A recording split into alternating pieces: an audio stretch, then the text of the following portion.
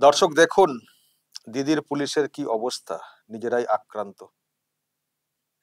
এই ঘটনা ঘটেছে মালদার হরিশ্চন্দ্রপুর থানা এলাকার সুলতাননগর গ্রাম পঞ্চায়েতের ডাটিয়ন গ্রাম, যেটা জানতে পারছি। সেখানে টিএমসি নেতারা সালেসি বসিয়েছিলেন। ওখানে ইভটিজিং এর একটা ঘটনা ঘটে, সেই বিষয়ে পুলিশই কোনো পদক্ষেপ না করে টিএমসি নেতারা ওখানে সালেসি বসিয়েছিলেন এবং সেই সঙ্গে মারধর বা এই রকম সব কিছু অভিযোগ আসছিল। তো পুলিশ ওখানে পৌঁছায় খবর পেয়ে যে ওখানে এইরকম একটা কিছু হচ্ছে। তো যখন পুলিশের গাড়ি ওখানে পৌঁছায় তখন পুলিশের গাড়ি লক্ষ্য করে এই সব করা হয়েছে, ধাক্কাধাক্কি, ভাঙচুর এবং যারা পুলিশের কর্মী ছিলেন তাদেরকে মারধর। যেটা খবর, পুলিশের 4 থেকে 5 জন জখম হয়েছেন। পুলিশ জখম হয়ে এলাকা থেকে ফিরছে। ভাবুন দর্শক, পুলিশের কি অবস্থা। পুলিশের গাড়ি আসছে দেখে লোকজনেরা, ওই টিএমসির যারা ছিলেন তাদের নেতৃত্বে লোকজনেরা পুলিশের গাড়িকে ধরে আক্রমণ এবং পুলিশের যারা কর্মী তাদেরকে মারধর। বুঝতে পারছেন কোন জায়গায় বিষয়টা নেমেছে। এবার দর্শক যারা আপনারা আছেন, একটু আপনাদের ছোটবেলার কথা মনে করুন তো। যদি রাস্তা দিয়ে কোনো পুলিশ গাড়ি যেত, তখন তো অন্য ধরনের গাড়ি ছিল, জিপ গাড়ি আমরা বলতাম। সেই গাড়ি দেখলে আমরা যারা ছোট ছিলাম কত দূর দিয়ে হাঁটতাম, পালাতাম। যারা ছোট ছিলাম আমাদের কাছে কতটা ভয়ের ছিল, শুধু আমরা না, যারা বড় তাদের মধ্যেও ভয় কাজ করতো। পুলিশের গাড়িতে পুলিশের কেউ থাকুন বা না থাকুন, পুলিশ গাড়ি যাচ্ছে মানে আতঙ্ক, কোথায় যাচ্ছে পুলিশ।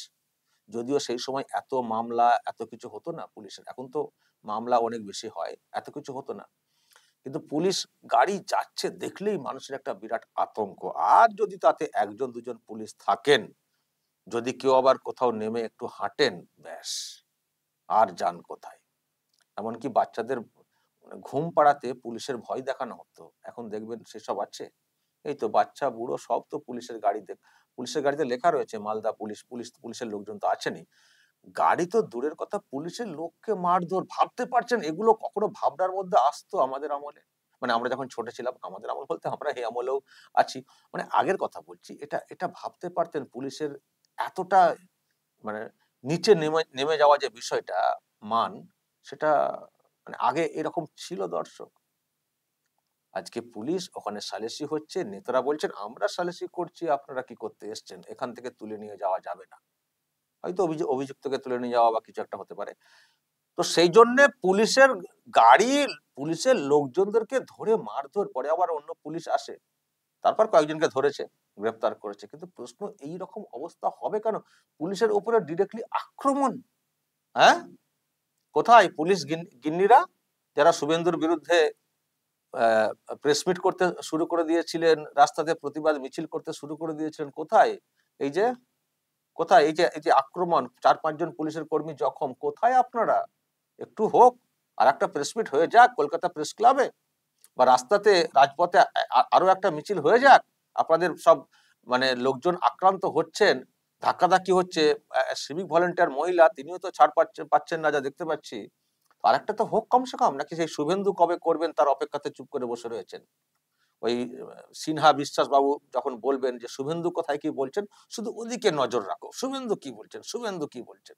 তারপর প্রেস মিট হয়ে যাবে, আমরা গাড়ি টাড়ি দিয়ে দেবো, প্রেস ক্লাব দিয়ে দেবো, ওখানে গিয়ে করে দেবেন। মানে তার অপেক্ষাতে বসে রয়েছেন শুভেন্দু কখন কি বলবেন। যদি সত্যি আপনাদের সদিচ্ছা থাকতো প্রতিবাদের ক্ষেত্রে, বা যদি সত্যি মনে করেন পুলিশ আক্রান্ত হচ্ছে বারবার, এর প্রতিবাদ করা উচিত, তাহলে এই যে ঘটনা ঘটেছে হরিশ্চন্দ্রপুর মালদাতে, তাহলেও কিন্তু আপনারা প্রতিবাদ করতেন। কিন্তু আপনাদের তো কোনো মন্তব্য, কোনো বক্তব্য, কোনো প্রেস মিট দেখতে পাচ্ছি না, দেখতে পাচ্ছি না। তার মানে আপনারাও কার্যত পলিটিক্যাল।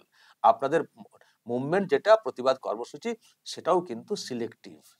তো যদি এই রকম আচরণ অবস্থান আপনাদের হয়, তাহলে পুলিশের যে মর্যাদা, বা পুলিশকে আপনারা যেসব বিষয়ে কথা বলছেন নিয়ন্ত্রণের, কি করে হবে, কি করে হবে? নিজেরাই তো ঠিক করতে পারছেন না। আপনাদের অবস্থানটাই তো একটা দলের মানে হয়ে আর অন্যদের বিরুদ্ধে, এটা পরিষ্কার। তা না হলে এত বড় একটা আক্রান্তের খবর, খুব বাজে হয়েছে, পুলিশকে এভাবে আক্রান্ত হতে হয়েছে, খুব বাজে খবর, খুব বাজে খবর। ঘটনার কিসের সালিসি, কি বিষয়, আমি সেটা অন্য ব্যাপার, আমি সেটা এখানে বলছিও না যে ইপটিজিং করা হয়েছে অমুক তমক। আর যে কোনো কিছু হলে আইনি মানে আইনি ব্যাপার হবে, সালিসি তো আমাদের তো এখানে অ্যালাউ না। তো তো সুতরাং কেন এটা হবে? আবার যখন পুলিশ এসে গেছে, যখন পুলিশ এসে গেছে, তখন পুলিশের ওপরে বিষয়টা ছেড়ে না দিয়ে, কেন পুলিশ এলো, আমরা সালিসি করব, সুতরাং তাকে মারো, ধরো, তাকে অ্যাটাক করো, এটা কি করে? ওই যে বললাম কি করে, আবার ওই যে পাওয়ার বেশি দিয়ে দেওয়া। যারা এই সবগুলো করেছেন উদ্যোগ নিয়ে, তাদের মধ্যে একজন নেতার বক্তব্য দর্শক এসছে, যিনিও উদ্যোগী ভূমিকায় ছিলেন, টিএমসি নেতা, নাম হচ্ছে জিয়াউল হক। তাকে মিডিয়া ধরেছিল, তার কি বক্তব্য দর্শক একটু আপনাদেরকে শোনাই। সব কথা তো উনি পরিষ্কার বলবেন না, তাও খানিকটা আন্দাজ পেতে পারেন আপনারা। শুনুন দর্শক, উনি কি বলেছেন। ভাঙচুর চালানোর জন্য, পাশাপাশি পুলিশকে হেনস্থা করার জন্য আপনার নির্দেশে নাকি হয়েছিল, বিচার চলছিল তখন। মিথ্যা কথা বলছি, পরিবারের লোক অভিযোগ করছে তো। একদম মিথ্যা কথা বলছি সরাসরি। যদি আমি এই কথা বলে থাকতাম, তাহলে আমি পুলিশের সহযোগিতা করতাম না কাউকে। তো পরিবারের লোক যেটা অভিযোগ করছে যে আগে বিচার হবে, তারপরে পুলিশ উঠিয়ে নিয়ে যেতে হবে, এমনটাই জানিয়েছিলেন আপনি। আর আপনি নাকি বলেছিলেন গ্রামবাসীদেরকে যে পুলিশের গাড়িকে ধরতে। সরাসরি মিথ্যা কথা বলছি, এগুলো একদম সরাসরি মিথ্যা কথা বলছি। উনি একমাত্র সত্য কথা বলছেন, সেটাই আমাদেরকে ধরতে হবে ওনার কথা অনুযায়ী। কিন্তু যে ঘটনা ঘটেছে দর্শক, এই হচ্ছে ব্যাপার। কিছু রইলো না পুলিশের। একটা গ্রামে গিয়ে পুলিশ মার খেয়ে চলে আসছে, ভাবুন দর্শক, একটা গ্রামে গিয়ে পুলিশ মার খেয়ে চলে আসছে। আবারও বলছি, পুলিশের অবস্থান যদি ঠিকঠাক না হয়, তাহলে এইরকমই হবে।